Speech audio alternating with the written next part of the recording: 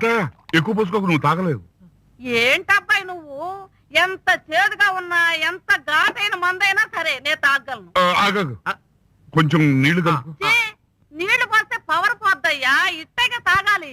మీరు కూడా ఇట్టగా తాగండి.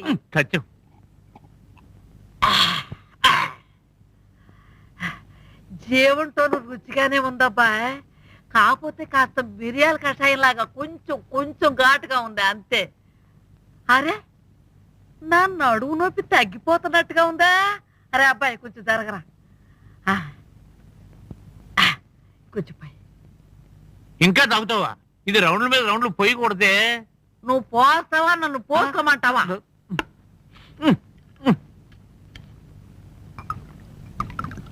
కొంచెం పోయిరా.